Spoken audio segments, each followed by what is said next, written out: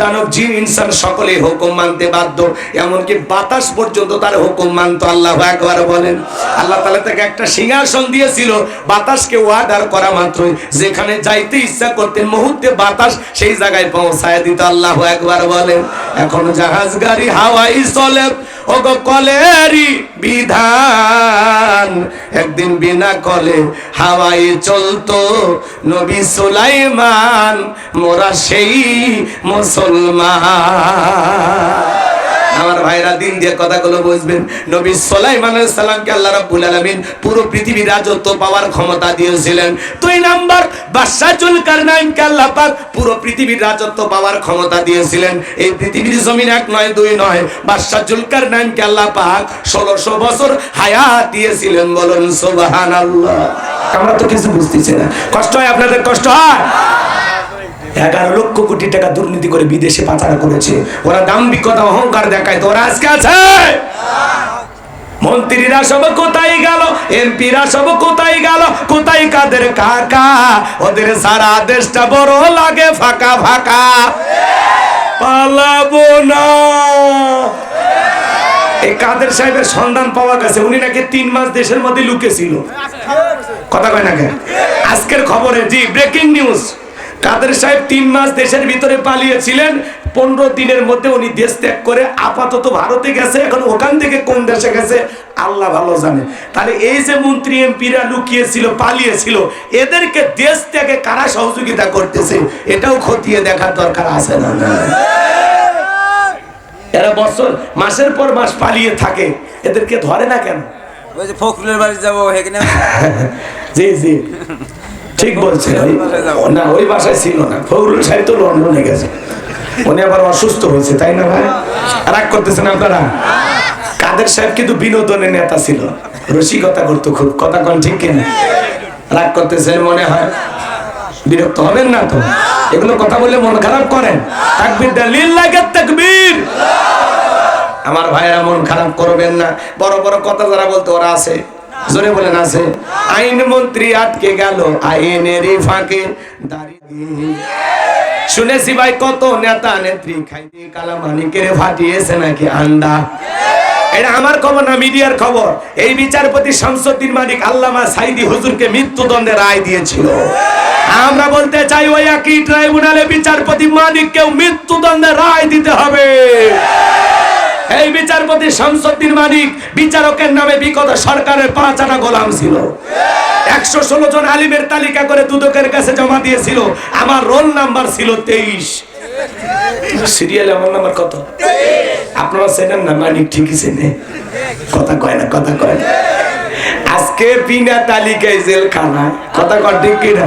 ফলকের ঝলক গেল, ফলকের ঝলক গেল, থামিয়ে নেটের চাকা, ওদের সারা দেশটা বড় লাগে ফাঁকা ফাঁকা। কোথায় গেল সংসদেতে মমতাজের গান?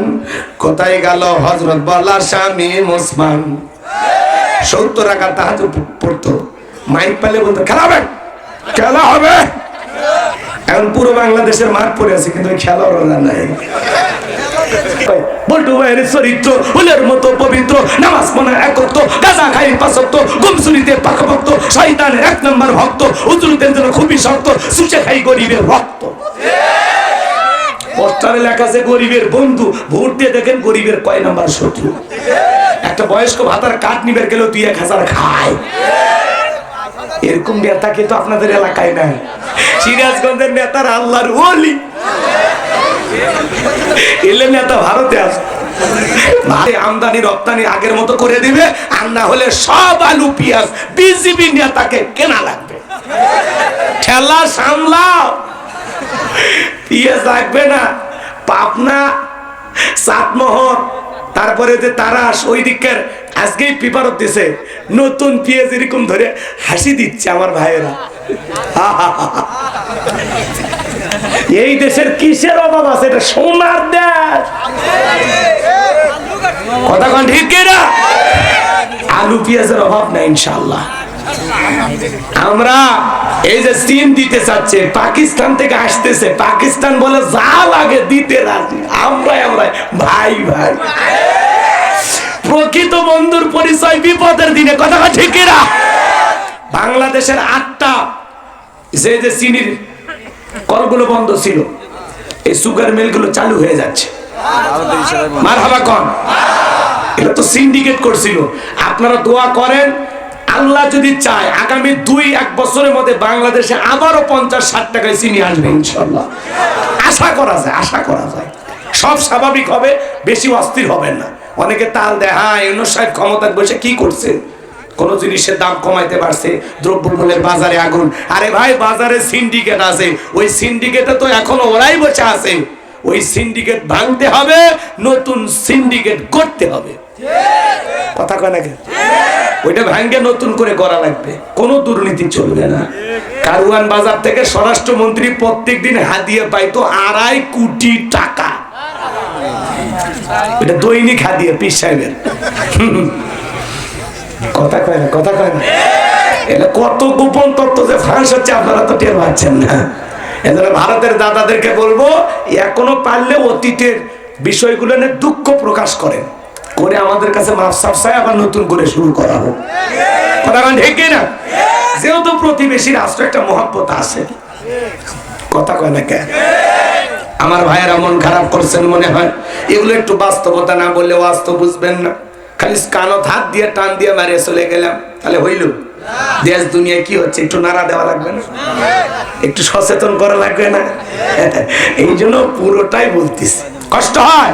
তাকবীর দলিল লাগে, তাকবীর জেলার দৌড়া গেছে। যা বলে আপনার স্বপ্নের কথা, যে জানে তার একটা শর্ত আছে। তার নাকি ৭০,০০০ লোককে গ্রেফতার করা হয়েছে, তাদেরকে ছেড়ে না দেওয়া পর্যন্ত সে বাইর হবে না। বলে শোনো, ওই বাজান যা বলে তুমি তাই করো। ওই কথা যা বলতে চাইলাম, নেতার পিছনে মিছিল করতে যায় সিরাজগঞ্জে, আপনাকে গ্রেফতার করা হলো। মিছিল থেকে 105 জনকে ধরে নিয়ে যাওয়া হলো। নেতার কাছে তো জেলখানা সকাল বিকাল, সকালে ঢুকে বিকেলে বের হয়। কিন্তু আপনি গরিব মানুষ, রিক্সা চালান, ভ্যান চালান, আপনি 6 মাস জেলখানা থাকলে আপনার পরিবারের লোকজন না খেয়ে মারা যাবে। কথা কয়। নেতা যদি বলতো, এই আমার জামিনের ব্যবস্থা করা লাগবে না, আমার এই কর্মীরা মহব্বত করে আমার মিছিলে আসছে, এদেরকে গ্রেফতার করা হয়েছে, আমার একটা কর্মী জেলখানায় থাকা অবস্থায় আমি নেতা বাহিরে যাব না। যে নেতা আপনার দুঃখে কাঁদবে, আপনার সুখে হাসবে, আপনার বিপদে পাশে দাঁড়াবে, 6 মাস আপনার জেলখানা হয়ে, জেলখানায় যদি জি জি লিল্লাহে তাকবীর। আমার ভাইরা, যেই নেতা আপনি বিপদে বলে আপনার পরিবারের পাশে দাঁড়াবে, আপনার স্ত্রী সন্তানের মুখে খাবার তুলে দিবে, বিপদের দিনে আপনার পরিবারের খোঁজ খবর নেবে, সেই নেতার পিছনে আপনি মিছিল করেন। যাত্রার পিছনে লাগতে বিপদে পড়া যাবে না। ওই যে দেখলেন জামালপুরে যে সরকার পালিয়ে গেছে, তার কিছু ভক্তরা বের হয়ে মোবাইলের লাইট জ্বলায় মিছিল করতেছে আর বলতেছে, ইউনূস সরকার তওবা কর, শেখ হাসিনার পায়ে ধর। মিছিল শুনছেন না? ওটা যমুনা টেলিভিশনে নিউজটা প্রচার হয়েছে। কথা কন নাকি আপনারা? ওরা কি বলতেছে? ইউনূস কি কয়? ইউনূস তওবা কর, শেখ হাসিনার পায়ে ধর। কি সাহস!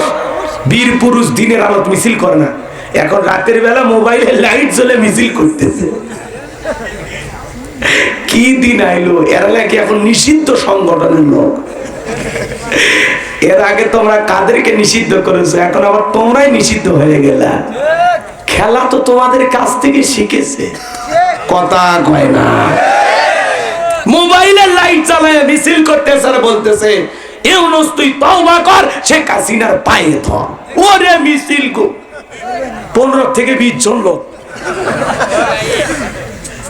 আর যে স্লোগান দিচ্ছে, আমার মনে হয় না একটাও সুস্থ মানুষ, প্রত্যেকটা মানে গাঁজা খাচ্ছে। একজন তো 2 বার সুবায় বা ছায়া চলে গেছে, টুপ করে ফেলে দেবো আবার তুল, টুপ করে ফেলে দেবো আবার তুল। ইউনূস সাহেবের সে আফসোস, যারে টুপ করে পদ্মা সেতু থেকে ফেলাইতে চাইছে, এখন তাই পদ্মা সেতুর উপর দিয়ে গাড়ি নিয়ে ঘুরছে। কথা কয় না কেন? এটার নামই দিন। অহংকার করতে নাই ভাই, কোনো অহংকার করতে নাই। আপনি মানুষকে ঠাট্টা বিদ্রুপ ইনসাল্ট করবেন, আপনার ভাগ্যে ওইটা ঝুঁকবে। কথা কন ঠিক কিনা? দাম্ভিক কথা কন, অহংকারের পতন আছে, সেটা যারাই হোক। কথা কন ঠিক কিনা? অহংকারী বান্দাকে আল্লাহ ভালোবাসে না। রাগ করতেছেন মনে হয়। আমার কথা কি আপনারা বিরক্ত হয়েছেন?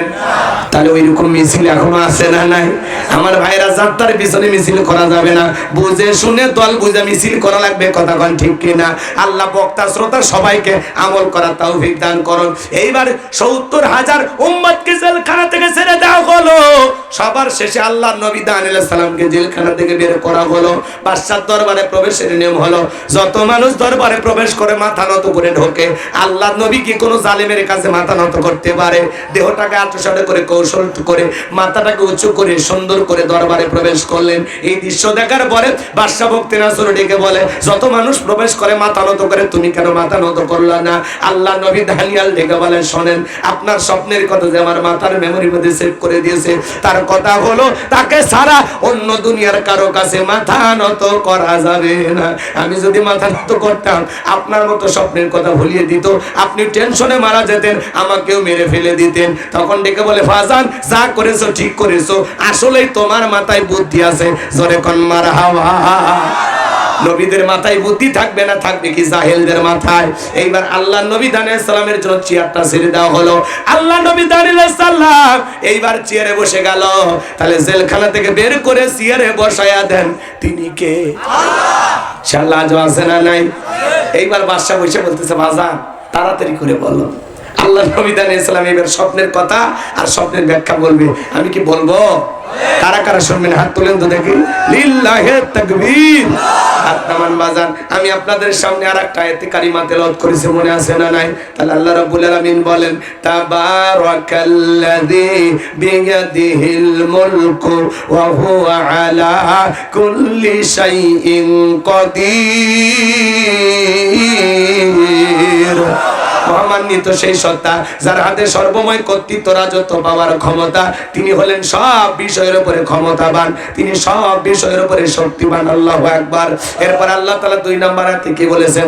10টা মিনিট দিলটা নরম করে গুনাহগারের কথাগুলো শুনবেন বাজান। আল্লাহ রাব্বুল আলামিন বলেন, আল্লাযী খালাকাল মাউতা ওয়াল হায়াতা লিয়াবলুয়াকুম আইয়ুকুম আহসানু আমালা ওয়া হুয়াল আজিজুল গফুর। আমার আল্লাহ রাব্বুল আলামিন বলেন, আল্লাযী খালাকাল মাউতা ওয়াল হায়াতা, যিনি সৃষ্টি করেছেন মৃত্যু আর জীবন। লিয়াবলুয়াকুম আইয়ুকুম আহসানু আমালা, আমি আল্লাহ পরীক্ষা করে দেখব আমলের দিকটা কার আমল কত বেশি উত্তম, কার আমল কত বেশি ভালো। যার আমল ভালো তার আখিরাত সুন্দর হবে, আর যার আমল খারাপ তার আখিরাত হয়ে যাবে বরবাদ। আল্লাহ আয়াতের শুরুতে কি বলতেছেন শোনেন, শোনেন। আল্লাযী খালাকাল মাউতা ওয়াল হায়াতা, যিনি সৃষ্টি করেছেন মৃত্যু আর জীবন। এই পৃথিবীতে যতই ক্ষমতা ধর থাক, মৃতকে জীবিত করার ক্ষমতা পৃথিবীর কোন নেতার আছে? পারবে কেউ? পারবে? পারবে না। ওদের যতই পাওয়ার থাক, আসমানের দিকে সমস্ত অস্ত্র তাক করে গুলি বর্ষণ করে আসমান থেকে এক ফোঁটা বৃষ্টি আনার ক্ষমতা ওদের আছে? জমিনের নিচে গুলি মাইরা ওদের অস্ত্রের পাওয়ার ক্ষমতার জোরে জমিন থেকে একটা আলু বের করার ক্ষমতা আছে? তাহলে ওদের কোনো ক্ষমতা নাই। ক্ষমতার মালিক আল্লাহ তাআলা বলতেছেন, আল্লাযী খালাকাল মাউতা ওয়াল হায়াতা, যিনি সৃষ্টি করেছেন মৃত্যু আর জীবন। সর্বপ্রথম আল্লাহ তাআলা মৃত্যুর কথা কেন বললেন আমার ভাইয়েরা?